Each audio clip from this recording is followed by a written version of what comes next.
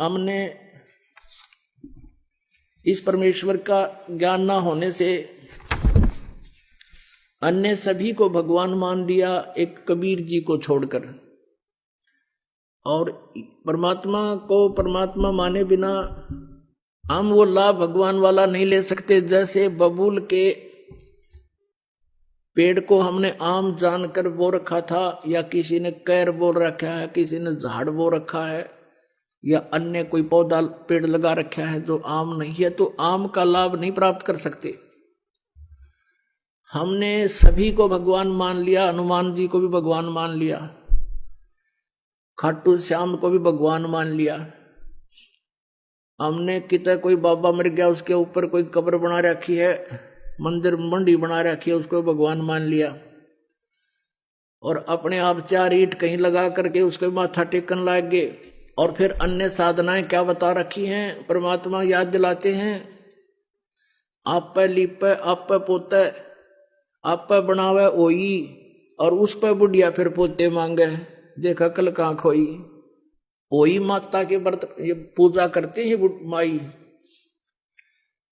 एक आप पे बनाओगे, औरत की शकल सी बना लेंगे, आजकल तो बड़ी बनाए चित्र ले आवे कहते थे, पहले आप पे बनाया करते नो, चित्र से बना के औरत की घाघरा परा देते और उसको हाथ लगा देते नो, बूढ़े बूढ़े हैं।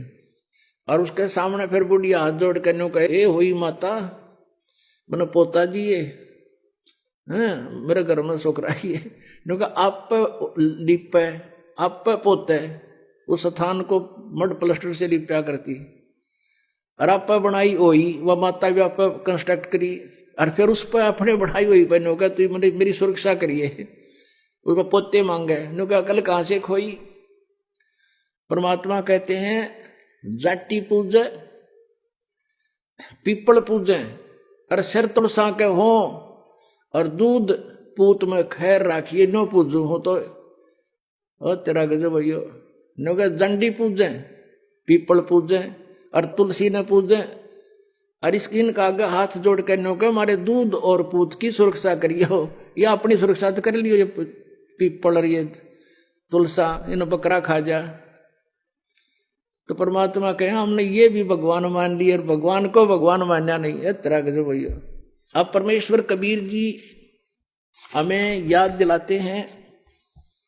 अब जैसे कि आपको रात्रि के समय सत्संग सुनाया था, उसमें बताया था कि वो परमात्मा सतलोक से चलकर आता है, गति कर आता है, वो तीसरे लोक में रहता है, ऊपर मुक्ति धाम में, सतलोक में।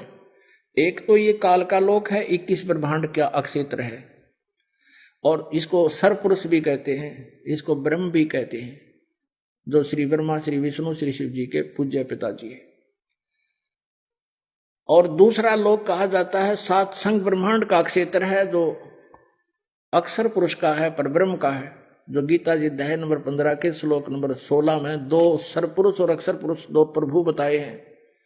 और 17वें में कहा कि उत्तम पुरुष है तो अन्य, वो वास्तव में श्रेष्ठ पुरुष यानी परमात्मा तो इन दोनों से कोई और है। तो वो उस तीसरे लोक में सतलोक में रहता है, वहां से गति करके बिजली जैसी गति से यानी सेकंड के अंदर यहां आ जाता है। नानक साहब जी कहते हैं नीच जात परदेसी मेरा, क्षण आवे क्षण जावे बे, कि 1 सेकंड में पृथ्वी पर 1 सेकंड में सतलोक में देखता हूं उसको। नीच जात जिसको तुम धानक कहते हो वो पूर्ण परमात्मा है, वो परदेसी। तो वहां से वो सचखंड से गति करके आता है, अपनी प्यारी आत्माओं को मिलते हैं, और फिर उनको तत्व ज्ञान से परिचित कराते हैं। इसी अपनी महिमा के अनुसार, अपने गुणों के आधार से, जिसके विषय में सदग्रंथ बताते हैं, तो परमात्मा आदरणीय गरीबदास साहिब जी को मिले थे, गांव छुडानी, जिला झज्जर, हरियाणा के अंदर। और उस अच्छी आत्मा को, उस नेक आत्मा को, जिन जैसी अच्छी आत्माओं को वो मिलते हैं, वेद में ये भी प्रमाण दिया है कि जैसे आकाशीय बिजली किसी विशेष धातु पर ही गिरती है, अन्य स्थानों पर नहीं, तो ऐसे ही वो परमात्मा उन अच्छी आत्माओं पर ही अट्रैक्ट होते हैं। हमारे जैसे अड़ंगा वो क्या करेंगे, वो आकर के जो सुन बिलेर मानना नहीं, जैसे 64 लाख शिष्य हो गए थे परमेश्वर कबीर जी के, जब वो परमात्मा बनारस में रहते थे एक दानक रूप में, 64 लाख शिष्य जिनको इतने सुख दे दिए थे वो सोच भी नहीं सकते थे। इस मालिक की कृपा से उनको नाम जाप से इतना लाभ हुआ था। और फिर परमात्मा ने परीक्षा की थी कि भगवान को कैसे पहचाना इन्होंने, केवल सुखों से ही वो भगवान मान रहे हैं या कुछ मेरे से परिचित भी हैं। तो सभी भाग गए थे हम छोड़कर भगवान को। वो सुनाएंगे कथा भी समय आने पर। वो परमेश्वर गरीबदास साहिब जी को मिले थे, उस अच्छी आत्मा को। और फिर वो 10 वर्ष के थे उस समय गरीबदास साहिब जी। किसान परिवार में जन्म था, जाट परिवार में गरीबदास जी का। 10 वर्ष के बालक अपने ही खेतों में गौएं चरा रहे थे, वहां गवाले बनकर गए हुए थे। वहां से परमात्मा उनकी आत्मा को सचखंड लेकर गए थे। वो बच्चा मृत हो गया था, शरीर उसका निढाल हो गए थे। गांव वाले गांव में ले आए थे, उसको अंतिम संस्कार करने की तैयारी कर रहे थे। 5-6 घंटे लग गए थे इस प्रोसेस में। परमात्मा उस आत्मा को ऊपर लेकर गए, गरीबदास जी की आत्मा को। ब्रह्मा का लोक देखा, विष्णु का लोक, शिव जी का लोक, धर्मराज का लोक, फिर सब दुर्गा का लोक, ब्रह्मलोक। और ये जहां ये काल 1 लाख जीवों को खाता है वो स्थान दिखाया। फिर सचखंड में लेकर गए, वहां परमात्मा ने अपना वास्तविक रूप दिखाया। और फिर उस प्यारी आत्मा को वापस छोड़ दिया। फिर उस गरीबदास साहिब जी ने उस परमात्मा की महिमा का एफिडेविट दिया। अमृतवाणी में वो बोला, परमात्मा ने वो ज्ञान फीड कर दिया गरीबदास जी की अंतःकरण में। अब जैसा कि आपने सुना कि उस परमेश्वर ने कैसे कैसे चमत्कार करके दिखाए जो भगवान किया करते हैं, लेकिन हम फिर भी उनको परमात्मा नहीं मान सके, नहीं उनको परमात्मा स्वीकार किया, जिस कारण से हम भटक रहे हैं। वो परमात्मा यहां ज्ञान देने के उद्देश्य से आते हैं और वो क्या बताते हैं कि तुम हिंदू और मुसलमान 2 नहीं हो, सिख और ईसाई ये भिन्न नहीं हो, तुम मेरे बच्चे हो। आप मुझे पाने के लिए ही विभाजित हो चुके हो। आज मैं तुम्हारे समक्ष खड़ा हूं, मैं तुम्हारा भगवान हूं, तुम मेरे बच्चे हो, मैं तुम्हारा पिता हूं। लेकिन इन काल के दूतों के द्वारा हम इतने भ्रमित कर दिए जाते हैं, हम परमात्मा को साक्षात खड़े को भी नहीं पहचान पाते, हम इतने अबोध बन जाते हैं।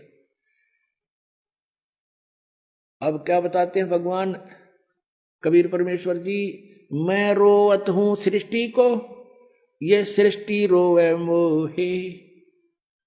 कहे कबीर हमरे वियोग को, समझ न सकता कोई।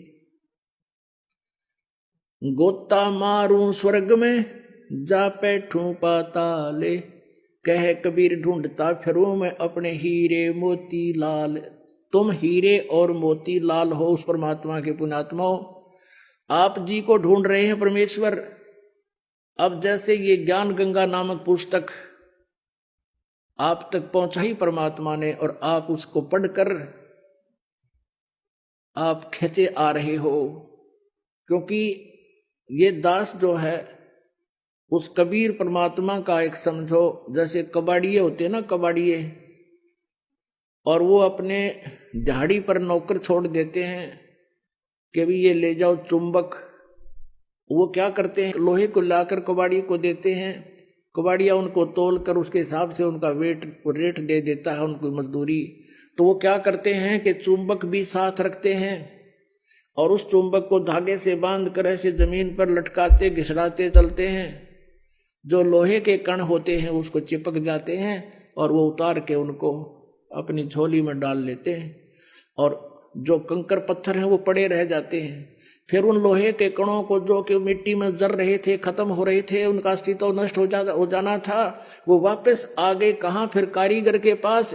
उसको फिर उन्होंने नए सिरे से उसका कोई नया औजार, कोई चम्मच बना दी, कोई फिर कितना अच्छा औजार बन गया, यानी उनका सदुपयोग हो गया। तो आप जी इस संसार रूपी कंकर, उनमें लोहे के कण थे, स्टील के कण थे, आप परमात्मा के हंस थे, और इस परमात्मा ने ये चुंबक फेंक दिया सब जगह, और आप उसके चिपक कर आ रहे हो, और अब आपका नया जीवन शुरू हो जाएगा। तो गरीबदास साहिब जी ने परमात्मा से परिचित होने के उपरांत प्रभु की महिमा का एक कलम तोड़ विवरण किया है। कबीर परमेश्वर की महिमा बताते हुए गरीबदास जी कह रहे हैं कि वो किस प्रकार हमें समझाया करते थे हिंदू और मुसलमानों को समझाया करते थे कि तुम साधनाएं गलत कर रहे हो। अब परमात्मा काजी मुल्ला जो मुसलमान धर्म को भ्रमित किए हुए हैं उनको कहा करते थे, और उधर से पंडित ब्राह्मणों को, पांडवों को और ये नकली मंडलेश्वरों को कहा करते थे कि तुम साधना गलत बता रहे हो, तुम भी परिचित नहीं हो, इन भोली आत्माओं को गुमराह करके काल के जाल में फंसाए बैठे हो। तो सच्चाई कहने से परमात्मा के कबीर जी के वो सभी शत्रु बन गए थे। कौन? मुल्ला और काजी और पंडित और वो उस टाइम के गुरुवर हिंदू धर्म के। परमात्मा क्या कहा करते थे? काशी जोरा दीन का ये काजी खिलस करंत, गरीब दास उस सरे में झगड़े आन पड़ंत। सुन काजी राजी नहीं आप अलह खुदाए, गरीब दास किस हुक्म से तुमने ये पकड़ पछाड़ी गाय। अपने आत्माओं परमात्मा कबीर जी मुसलमान काजियों को कहा करते थे कि तुमने किसके आदेश से ये गायें मार दी? मांस खाने का आदेश कौन सी किताब में लिखा है? जैसे आप जी को कल रात्रि के समय रूबरू कराया था पवित्र बाइबल से, उत्पत्ति ग्रंथ में, उत्पत्ति ग्रंथ के और अध्याय नंबर 1 के श्लोक नंबर 26 और 27 में स्पष्ट किया, 28 में, कि परमात्मा ने कहा मनुष्य को मैं अपने जैसा अपने स्वरूप में बनाऊंगा, और ऐसा ही परमात्मा ने अपने जैसा मनुष्य को रचना कर दी, नर और नारी करके उनकी उत्पत्ति कर दी। फिर उनको आदेश दिया कि तुमने मांस नहीं खाना, केवल पृथ्वी के ऊपर जितने भी बीज वाले पौधे और फलदार वृक्ष हैं ये फल ये तुम खा सकते हो, किसी को भी मांस खाने का आदेश नहीं है परमात्मा का। और पुण्यात्मा गरीबदास जी साहब कह रहे हैं कि कबीर साहब ऐसे कहा करते थे, नबी मोहम्मद नमस्कार है राम रसूल कहाया, 1,80,000 को सौगंध जिन नहीं करद चलाया। कि नबी मोहम्मद आदरणीय हैं, नमस्कार है उनको, वो तो अल्लाह के रसूल बनकर आए थे, उन्होंने ये जुल्म नहीं किए। नबी मोहम्मद नमस्कार है राम रसूल कहाया। और हजरत मोहम्मद जी के उस समय 1,80,000 अनुयायी बने थे। कहते हैं 1,80,000 को सौगंध जिन नहीं कर चलाया। कसम है उन महापुरुषों की कि उन्होंने ऐसा जुल्म नहीं किया जो तुम करवा रहे हो और कर रहे हो। अपने आत्माओं मुसलमान धर्म को लगभग 1400 वर्ष हो गए। इसमें तो बुराई घर कर जाना कोई बड़ी बात नहीं। जैसे ये सिख धर्म है, ये तो ज्यादा से ज्यादा 500 वर्ष पुराना है, और गुरु ग्रंथ साहिब आपके पास उपलब्ध है, उसमें पढ़ कर देख लो, जो कहीं भी मांस खाना और शराब पीना लिखा हो,